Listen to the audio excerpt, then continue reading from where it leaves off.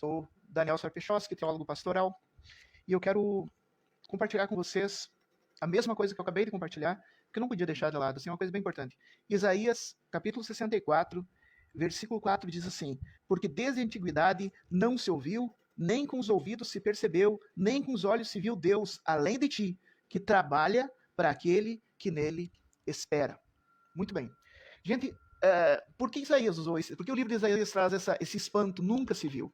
Porque pare para pensar no conceito de divindades, divindades enquanto no plural, né, nas possibilidades de divindades que tem. Inclusive na chamada mitologia greco-romana, né, como as divindades são descritas, e na maioria das religiões, como as divindades são descritas, né, sem contar das antidivindades, mas não vem o caso, vamos lá para as divindades. Se a gente parar para analisar, e é nesse contexto que o livro de Isaías está falando, o livro de Isaías está falando do contexto do politeísmo daquela época, em que os deuses, que eles consideravam deuses, e cada povo tinha um deus principal e vários outros deuses secundários, tinha os deuses familiares, cada família tinha um deusinho, né, e assim por diante, daí tinha um deus principal, mas todos os deuses tinha a questão de receber adoração, de receber serviço, né, de ser servido, e inclusive pessoas que assumiam a função de deuses, né? Por exemplo, né, o rei Ataxerxes da Babilônia, não lembro agora, ele se assumia a função de Deus, o imperador César assumia a função de Deus, só que o poder desses deuses todos vinha da própria adoração.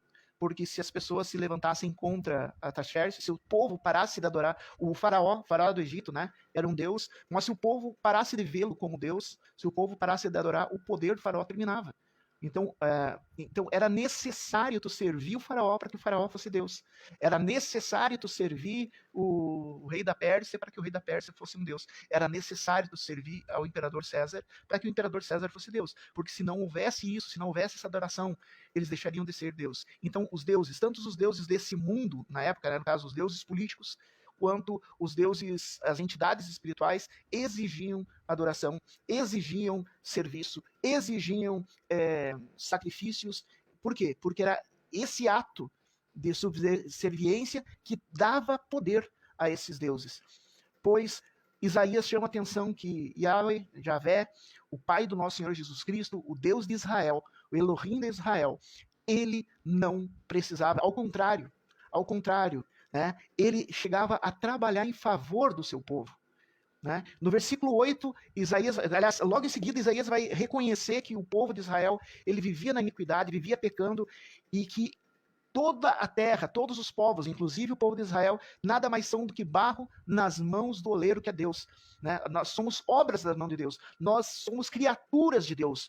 Né? No entanto, o Deus de Israel se revela como Pai, não se revela como Criador simplesmente, não se revela como dono, porque é isso que de fato e verdade Deus é, ele é o Criador e dono de todas as coisas. No entanto, ele se revela como Pai, ele se revela um Pai que da mesma maneira que uma criança pequena, o pai vai lá e corta o bifinho, porque o filho não tem coordenação motora para cortar o bife, o Deus de Israel vai lá e opera na vida de Israel, como um pai cuidadoso de um filho que precisa de apoio.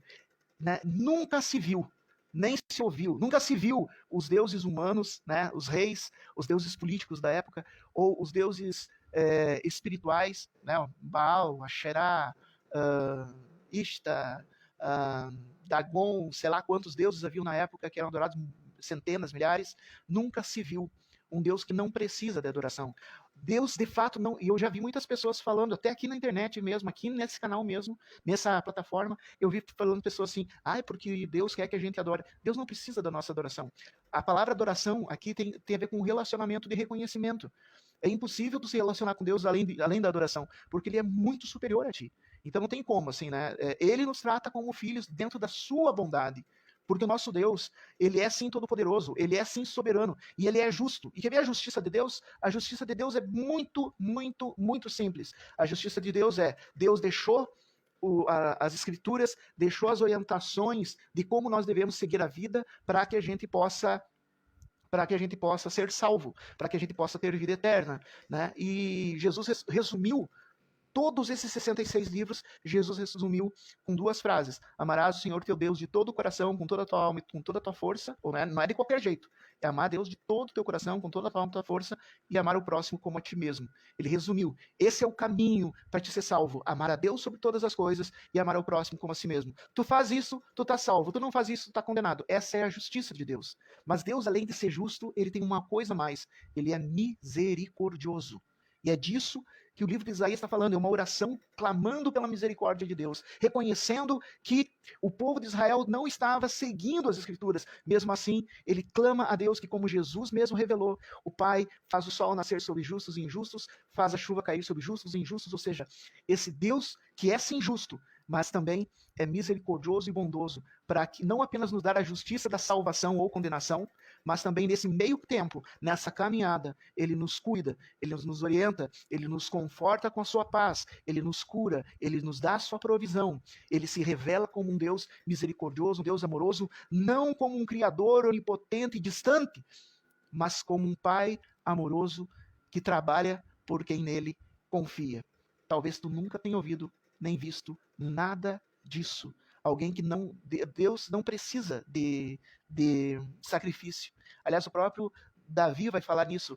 O sacrifício eu te daria, mas eu sei que tu não queres. Davi tinha essa revelação do Espírito Santo. O único sacrifício aceito por Deus foi Jesus Cristo, seu Filho, ter se entregado voluntariamente à morte. Esse foi o único sacrifício que Deus aceitou.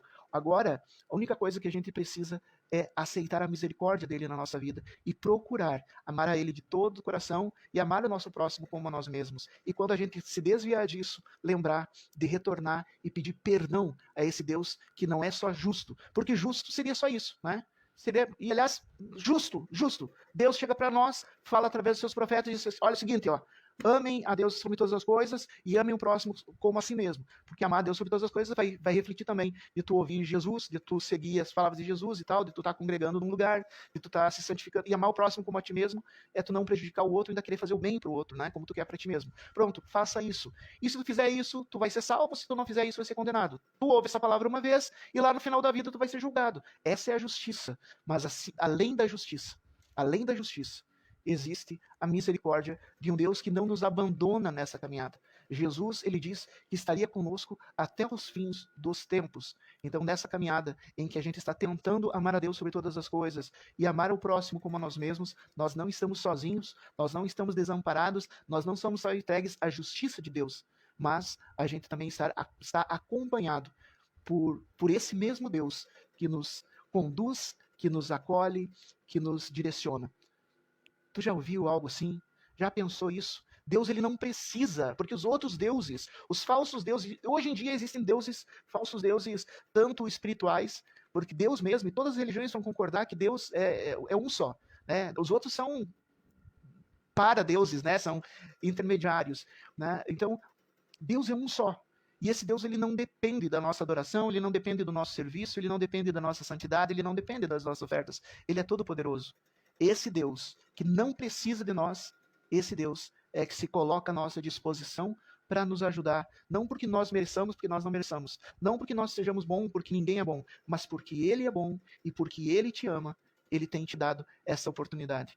Não tem como não se render. Quando tu entender esse conceito, não vai ter como tu negar, abraçar e se jogar aos pés desse Pai amoroso que te criou para que tu possa ser feliz, não só agora, mas que tu possa ser feliz eternamente. Porque muitas vezes os falsos deuses oferecem uma alegria momentânea, mas nenhum outro Deus pode dar alegria eterna. Nenhum outro. Só Deus, o Elohim de Israel, Yahvé, o Pai do nosso Senhor Jesus Cristo, é o único que pode dar alegria eterna, paz que excede a todo entendimento, vida em abundância.